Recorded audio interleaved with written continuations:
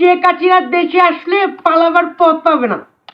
10 unknown fact of BMW। Sheikh Hasina সরকার বারবার দরকার। Major ডালিম একটা পেক, অন্য লোককে সাজিয়ে আনা হয়েছে।